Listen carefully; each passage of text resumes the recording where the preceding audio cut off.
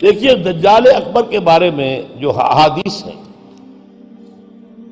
ایک بات تو یہ کہ وہ کانا ہوگا ایک آنکھ سے، اس کے ماتھے پر لکھا ہوا ہوگا کافارا، ہر مومن پڑھ لے گا چاہے پڑھا لکھا ہو یا نہ ہو، وہ خدائی کا دعویٰ کرے گا، اور اس کی قوتیں کتنی ہوں گی ذرا نوٹ کیجئے، لا تزع قریۃ الا حبطها فی 40 لیلۃ، مسلم شریف کی روایت ہے، پوری دنیا میں ایک ایک بستی کے اندر وہ گھوم جائے گا صرف 40 دنوں میں۔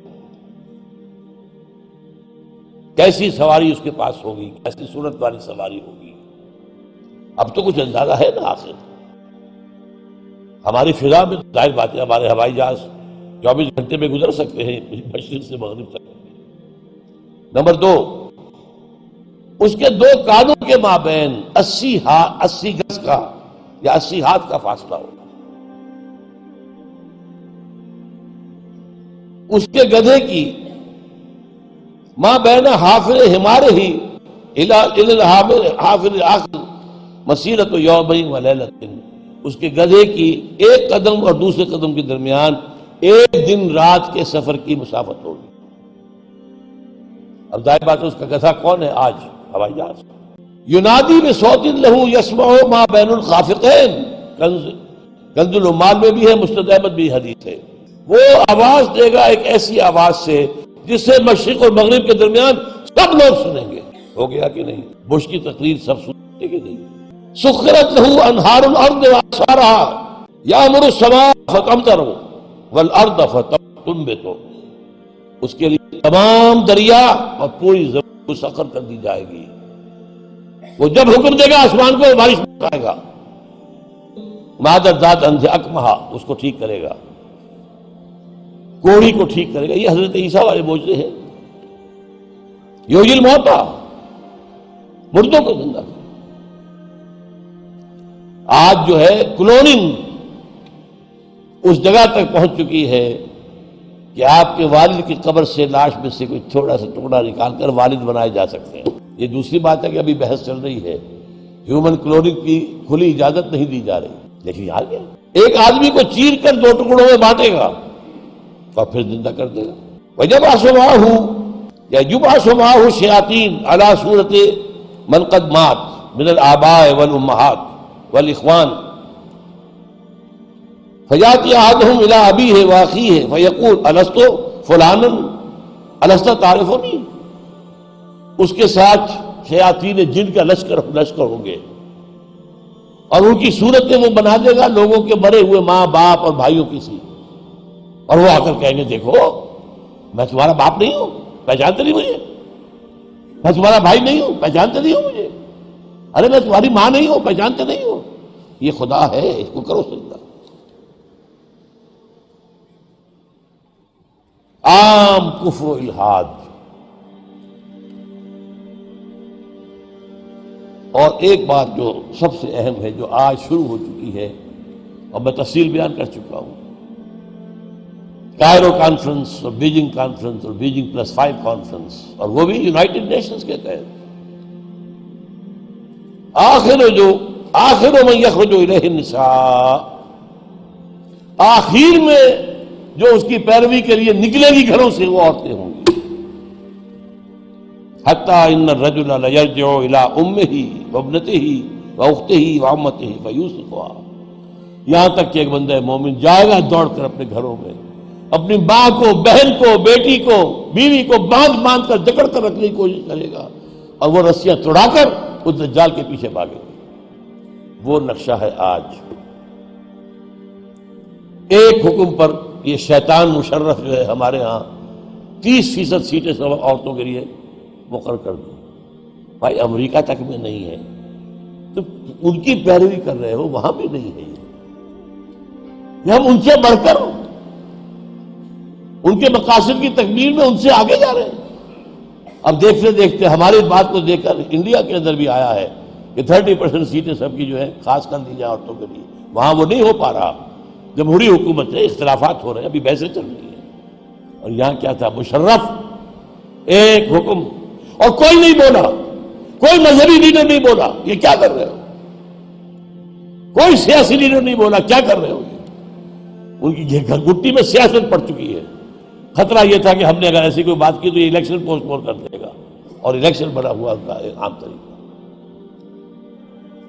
بہرحال یہ دجالیت جو ہے، دجال اکبر، یہ آنا ہے. یہ ہوگا کون؟ اس میں احادیث کے اندر اختلاف ہے. ایک واقعہ یہ بھی ملتا ہے کہ حضور ہی کے زمانے میں یہودیوں میں ایک بچہ پیدا ہوا، ابن سیاد. وہ بڑا غیر معمولی قسم کی صلاحیتیں اس میں تھی. وہ اپنی پیٹھ کے پیچھے سے بھی دیکھتا تھا. وہ سوتا تھا تو اس کا دل نہیں سوتا تھا. وہ پوری طریقے سے اس کے حواس جو ہیں وہ بیدار رہتے تھے. تو حضور نے اس کے کچھ حالات وغیرہ کا باقاعدہ مشاہدہ کیا، یہ سوچتے ہوئے کہ شاید یہی دجال بن جائے.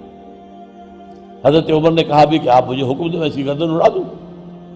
فرمایا نہیں، اگر تو یہ وہ ہے تو اسے قتل کریں گے عیسیٰ ابن مریم، تم قتل کرنے والے نہیں ہوں گے. اور اگر یہ وہ نہیں ہے تو خام کا ناحق خون کا جو ہے تمہارے اوپر الزام آ جائے. پھر ایک صحابی رضی اللہ تعالی عنہ تمیم داری، وہ عیسائی تھے، اسلام لائے تھے. وہ کسی بحری سفر پر گئے تو طوفان جو ہے ان کے جہاز کو لے کر ادھر ادھر کئی ایک مہینے تک، اس سے بھی زیادہ، موج ادھر لے گئی پھر ادھر لے گئی پھر ادھر لے گئی، حتیٰ کہ ایک جزیرے میں جا کے ان کا اترنا ہو گیا. وہاں کوئی نہیں تھا، غیر آباد. اندر کچھ گئے تو انہیں ایک عجیب سی مخلوق نظر آئی، جساسا، کہ نہ اس کا پتہ چلتا تھا منہ کدھر ہے دم کدھر ہے. اس نے کہا تم کیا کرنے آئے ہو؟ دیکھو فلاں صومعہ ہے، ذرا ادھر جاؤ، گھنا جنگل ہے، وہاں جو ہے ایک صومعہ ہے، چرچ ہے، اس میں ایک آدمی تمہارا انتظار کر رہا، جاؤ. وہاں گئے تو دیکھا کہ ایک بہت قوی ہے، بہت لمبا چوڑا، رسیوں میں اور چینز کے اندر جکڑا ہوا انسان، انسانی شکل. اور اس سے پھر مکالمہ ہوا، کچھ سوالات کیے. کیا بحیرہ گلیلی میں پانی ہے؟ کہاں جی ہے. اچھا، ایک وقت آئے گا کہ پانی نہیں رہے گا. حضرت عیسیٰ علیہ السلام کی آمد کے بعد جب یاجوج ماجوج آئیں گے تو یہ سارا پانی پی جائے، کوئی قطرہ نہیں بچے گا. اس طرح کئی سوالات کیے. اور پھر اس نے غالباً یہ کہا کہ میں دجال ہوں، مجھے ابھی اللہ نے گرفتار کیا ہوا ہے، پھر اب وقت آئے گا مجھے چھوڑے گا. ایک روایت یہ ہے. جب حضرت آئے تمیم داری تو حضور نے پھر اعلان عام کرایا، مسلمانوں کو جمع کرایا اور انہیں یہ سارا تمیم داری کا واقعہ سنایا. دیکھیے بھی ہے. تو اب یہ کہ اس کے بارے میں یقین کے ساتھ فیصلہ کرنا کہ وہ کون ہوگا، میرا گمان یہ ہے کہ وہ وہی ہے جو ابھی اس صومعہ میں قید ہے، لیکن وہ کوئی جن ہے، انسان نہیں. عزازیل جو شیطان لعین ہے، اس کا کوئی بڑا جنرل ہے، جو کہ آخری وقت میں آخری امتحان کے لیے انسانوں کے اللہ تعالیٰ کی طرف سے اس کو چھوٹ دی جائے گی. اور یہ ہوگا حضرت عیسیٰ علیہ السلام کا جو حکومت کا دور ہے 40 برس اس کے آخر، اور اسے بھی پھر حضرت عیسیٰ علیہ السلام ہی قتل کرے. لیکن اس سے پہلے یہ ہے کہ اتنی بڑی ہوا چل چکی ہوگی کفر اور الحاد کی، اور جو ہے زوال آ چکا ہوگا، کہ پھر حضرت عیسیٰ کا انتقال ہونے کے بعد کچھ ہی عرصے کے بعد اللہ تعالیٰ ایک خاص ہوا بھیجے گا کہ جن کے دل میں بھی ایمان ہے ان کی جانیں بڑی آسانی سے سہولت سے نکل جائے گی. اب دنیا میں صرف کافر، فاسق، ملحد، مشرک، گناہگار لوگ رہ جائیں گے. ان پر قیامت کی ہولناک جو زلزلہ ہے، یا ایھا الناس اتقوا ربکم ان زلزلۃ الساعۃ شیء عظیم یوم ترونھا تذہل کل مرضعۃ عما ارضعت وتضع کل ذات حمل حملها وتری الناس سکارى وما هم بسکارى. یہ جو سختیاں ہیں یہ کفار پر آئیں گی، اہل ایمان پر نہیں آئیں گی. اب یہ ہے میرے اور آپ کے لیے انفرادی سطح پر تو فیصلہ کیجئے، ہم اپنے اندر سے دجال کو نکالیں. محبت اللہ سے، دنیا سے نہیں. طلب آخرت کی، دنیا کی نہیں. فکر روح کی، جسم کی بھی کرو لیکن اس کی اولاً کرو، اور وہ نظام قائم کرو جس میں حاکمیت اللہ کی ہو، جس کے معاشی نظام میں سے سود اور جوئے کو نکال کر باہر کر دیا گیا ہو، معاشرہ وہ ہو جس میں عفت و عصمت کی ویلیوز ہو، شرم اور حیا کی ویلیوز ہو، خاندان کا ادارہ مضبوط ہو۔ یہ سارا کام اجتماعی سطح پر، اور خود اپنے ایمان کو اتنا مضبوط کرو کہ اگر ہماری اپنی زندگی میں وہ دجال اکبر کے آنے کا وقت ہو جائے تو ہم اس کی سختیوں کو جھیل سکیں، برداشت کر سکیں، ان امتحانات میں سے گزر سکیں، اور ایمان کے اوپر ثابت قدم رہ سکیں۔ اللہ تعالی ہمارا مددگار ہو۔ اقول قولی ھذا واستغفر اللہ لی ولکم ولسائر المسلمین والمسلمات